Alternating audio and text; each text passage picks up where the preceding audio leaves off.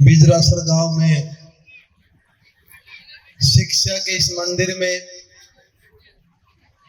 मंच पर विराजमान हम सबके आदरणीय राजेंद्र सिंह जी राठौड़, हरलाल जी साहड़,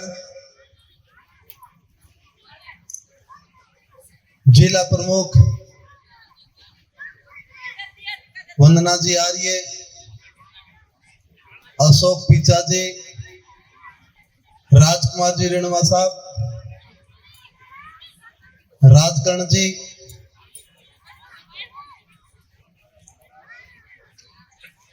उप प्रमुख महेंद्र जी और हमारे सत्यनारायण जी, प्रधान पंचायत समिति मधुसूदन जी, नाम किसी का कारणवश भूल गए हो तो माफी चाहूंगा। मंच पर सम्मानित सबसे पहले तो मैं धन्यवाद देना चाहता हूं। आज के इस भौतिक युग में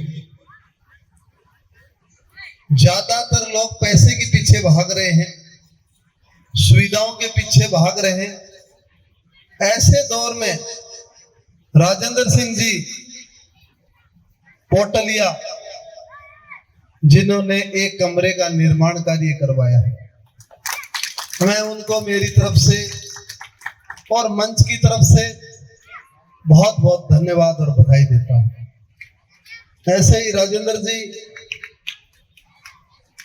अच्छा राजेंद्र जी भी डबल ही राजेंद्र जी ने काम किया। राजेंद्र नाम में ही खासियत है इसका मतलब यहाँ तो चलो राजेंद्र जी आपको भी बहुत बहुत बधाई। आपने भी एक कमरा दिया है और एक कमरा जिला परिषद की तरफ से बना है। यहाँ पे मेरा ये मानना है और किसी ने सही कहा है कि जब एक स्कूल का द्वार खुलता है तो वहां एक शराब की दुकान बंद हो जाती है। और ये तय है इस दुनिया में पढ़ा लिखा आदमी कभी भूख नहीं मर सकता, ये तय है, आज तक नहीं मरा कभी। शिक्षा से संस्कार तक ये एजुकेशन सिस्टम हमारे भारतीय संस्कृति में रहा है। और मैं देख रहा हूं कि यहाँ पे आकर के इतना अच्छा लग रहा है। मैं भाषण दे रहा हूँ, बच्चे देखो जिम कर रहे हैं, इससे अच्छी बात क्या हो सकती है। और कितना अच्छा संदेश दे रहे हैं।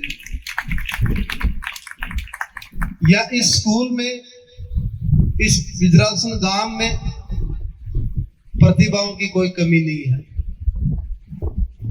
मेरे को बताया खो खो में, अलग अलग गेमों में यहां से 8 खिलाड़ी राज्य स्तर पे भाग लेकर के आए। मैं उन सभी खिलाड़ियों को बधाई और शुभकामनाएं देता हूं और मैं आशा करता हूं एक दिन इस गांव से, इस स्कूल में पढ़ा हुआ स्टूडेंट जब वो इंडिया का ध्वज लेके ओलंपिक एशियन गेम में जाए, मैं ऐसी कामना करता हूं। खेल मैदान यहाँ ओपन जिम है, इधर वॉलीबॉल चल रहा है और मेरे ख्याल से निर्माण कार्य भी चल रहा है। ग्रामीण क्षेत्र में सबसे ज्यादा रिक्वायरमेंट है तो मेरे ख्याल से खेलों के, क्यों हमारे पास बहुत सी खेल प्रतिभाएं। मेरा गांव वालों से निवेदन है कि ज्यादा पैसे नहीं लगते गेम में। आप कबड्डी का ग्राउंड बनाने में कोई ज्यादा पैसा नहीं लगता, आप खो खो का ग्राउंड बनाते हो ज्यादा पैसा नहीं लगता, लेकिन आपकी नीयत होनी जरूरी है उसमें। और जब खिलाड़ी निकलते हैं एक गांव से तो वो गांव नशा मुक्त हो जाता है। आज खेल की दुनिया में बहुत बड़ा स्कोप है और हाल ही में आपने देखा होगा भारत ने खेलों में इतिहास बनाया है। पैरा ओलंपिक खेलों में अखबारों में पढ़ा होगा आपने, 60 साल में सिर्फ 30 मेडल और सिर्फ पेरिस पैरा ओलंपिक में अकेले में 29 मेडल। ये मेरा बढ़ता हुआ भारत है। ये जो मोदी जी का सपना है 2047 तक विकसित भारत का, ये विकसित भारत की तरफ बढ़ते हुए कदम है। लेकिन आपको, चाहे वो शिक्षा हो चाहे वो खेल हो, आपको पॉजिटिव सोचना होगा, आपको सकारात्मक सोचना होगा। क्योंकि नेगेटिव सोच है वो आप लेकर के आओगे मन में तो कभी काम नहीं कर पाओगे, आप कभी नहीं कर पाओगे। मैं तो इतना कहना चाहता हूं, यहां बताई गई मुझे समस्याएं, तो खेल में यदि आपका ग्राउंड कटा हुआ है, आज ही मैं कलेक्टर साहब से मिला हूं, मैंने सभी ग्राउंडों की रिपोर्ट मांगी है। चूरू जिले में कितने खेल मैदान कटे हुए हैं और कितने पे कब्जा है, ये भी रिपोर्ट मांगी है। जाके पटवारी रिपोर्ट करे। खेल मैदान यहाँ नहीं कटा हुआ है, पास में कोई जमीन है, मुझे पता नहीं, पर यदि जमीन है तो उसका प्रोसेस करके आप स्कूल से भेजे, वो कलेक्टर के पास चली जाएगी फाइल। आपके यदि प्रोसेस में कटने लायक है तो वो बिल्कुल कटेगी। और एक ये बताया है कि साइंस फैकल्टी, ये लड़कियों की जरूरत है, बेटियों की जरूरत है ये। तो मैं आपको विश्वास दिलाता हूं राठौड़ साहब, ये साइंस फैकल्टी की जरूरत है। और मैं खिलाड़ी हूं, वादा करके जा रहा हूं, आपके भरोसे देख लो।